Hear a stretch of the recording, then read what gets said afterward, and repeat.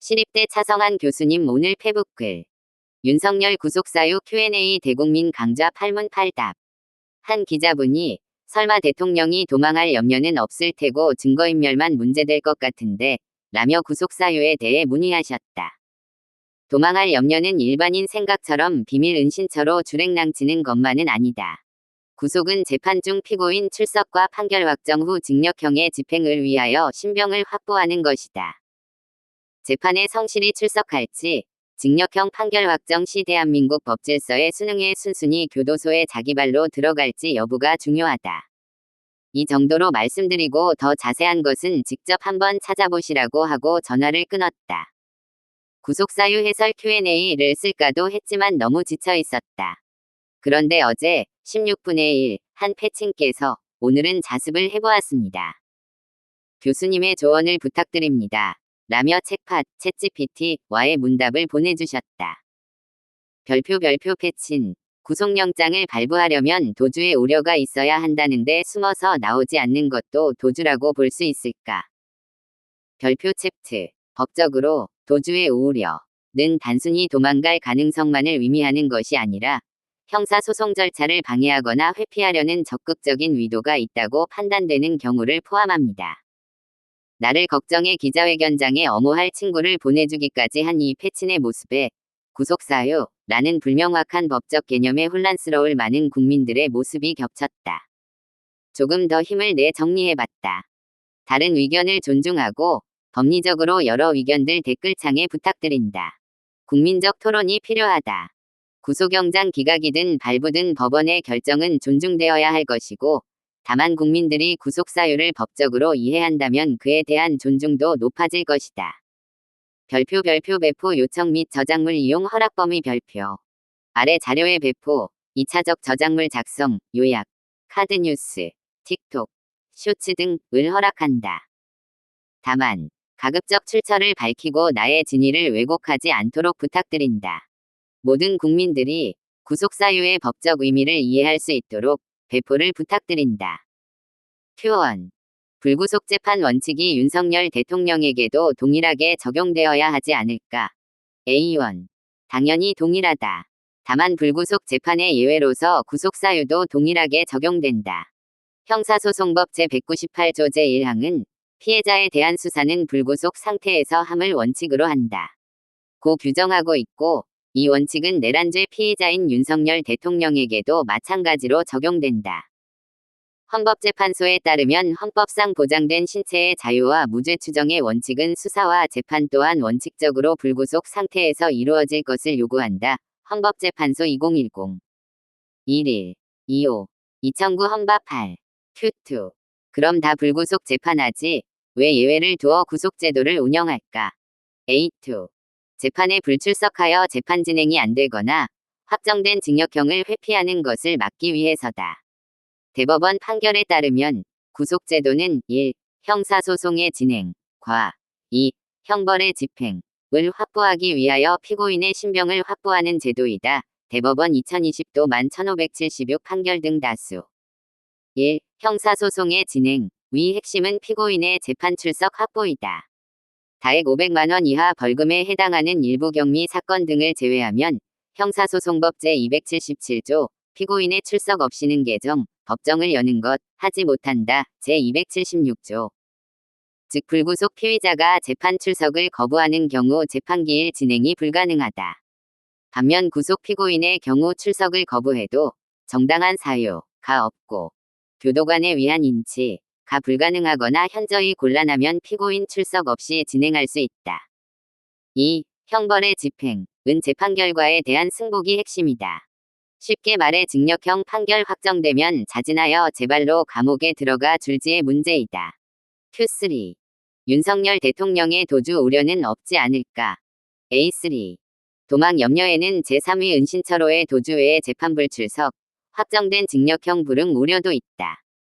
경호처 경호를 받는 일국의 대통령이 수사, 재판 중 제3위 은신처로 도망갈 리 없다. 비스.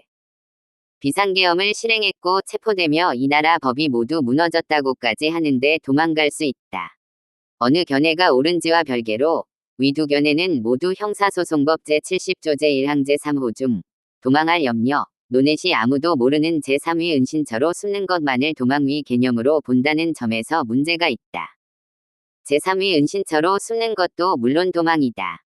하지만 본질적으로 도망할 염려는 윤석열 대통령이 불구속 기소해도 뭐든 공판기일에 제때 출석할지, 만약 유죄 징역형 판결이 확정되면 제발로 감옥에 들어갈지가 중요하다.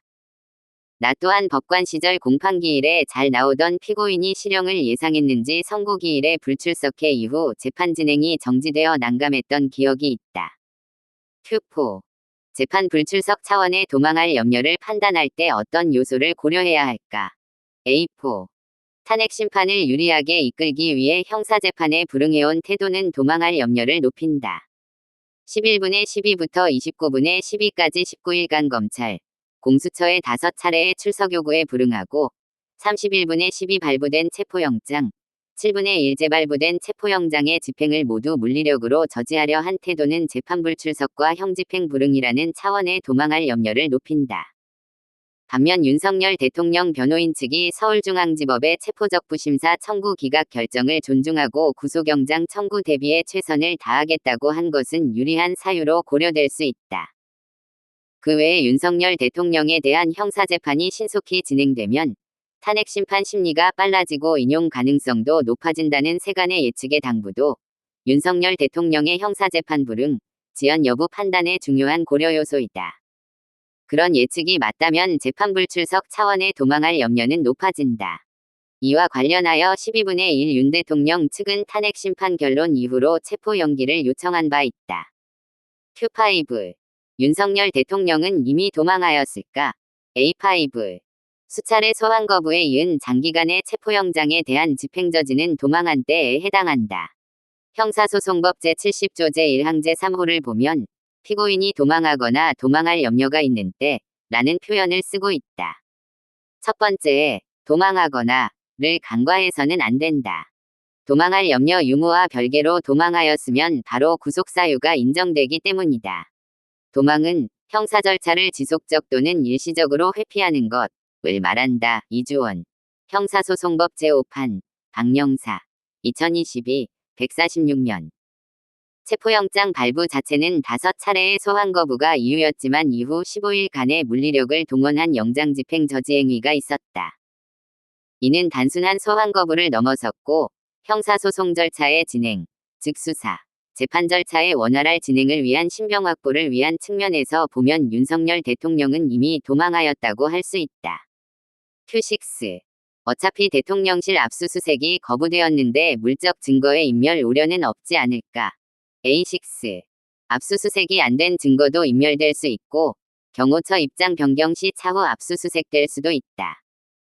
11분의 12 경찰의 대통령실 압수수색, 19분의 12 공수본의 비화폰 서버 수색이 모두 형사소송법 제110조 군사상 비밀 등을 이유로 대통령실 경호처에 의하여 거부당하였다.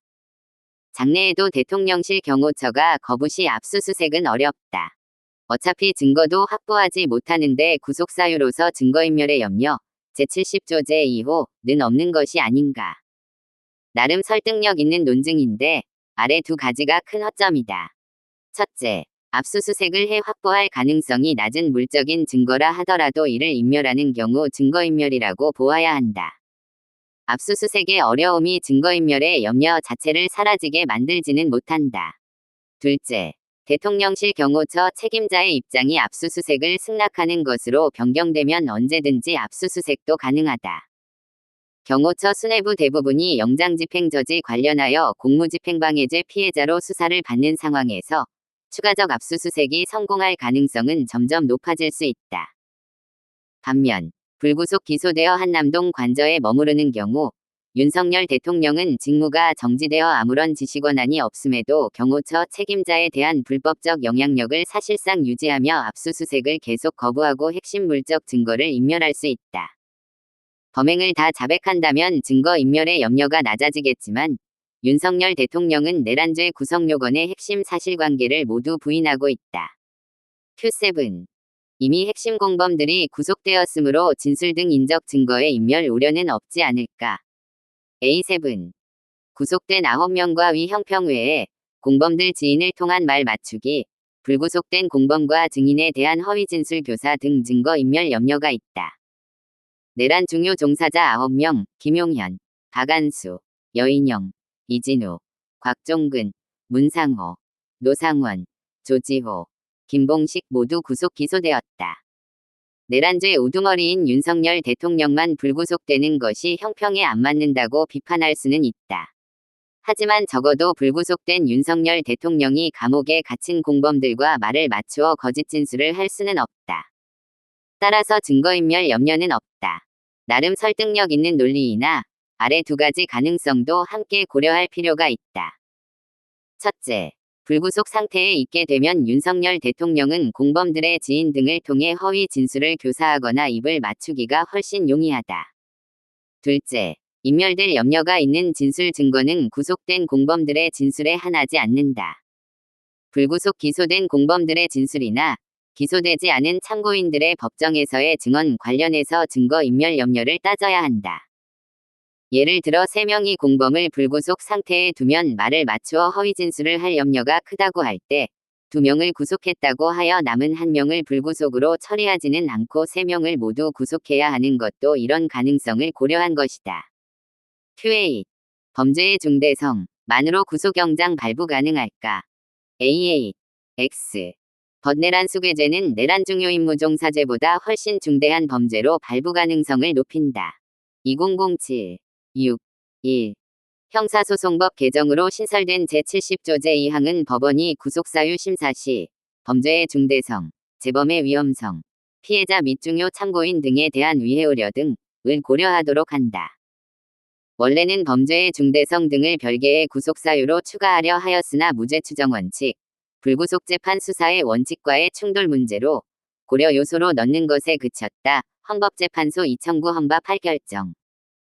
따라서 내란죄가 중대한 범죄라는 사실만으로는 구속사유가 인정될 수는 없다.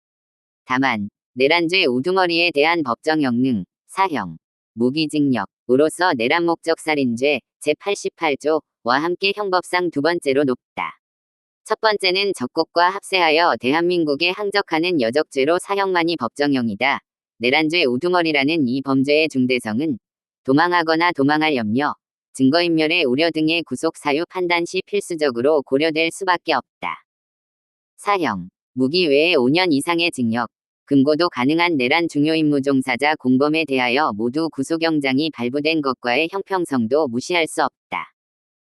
5년 이상 징역도 가능한 내란죄 종사자 공범 9명이 범죄에 대하여 구속영장이 발부되었는데 사형, 무기징역밖에 없는 내란 우두머리에 대한 구속영장만 기각하려면 범죄의 중대성을 어떤 식으로 고려하였기에 그런 형평에 반하는 결과가 발생했는지를 설명할 수 있어야 한다. 위의 구속사유 판단에 관한 논의에는 딱 들어맞는 구체적 판례가 인용되지 않았다.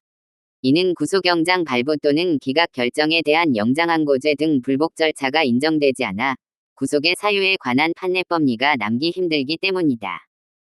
영장항고죄 도입 여부 등 구속사유를 구체화, 객관화하기 위한 제도적 개선 방안에도 향후 관심이 많아지기를 희망해 본다.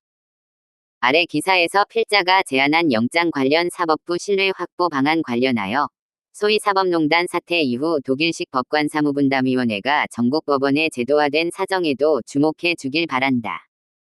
이제 영장 발부를 누군가 좌우할 수 있다는 위심은 음모론에 불과하다. 그 결론이 기각이든 인용이든 존중해 주길.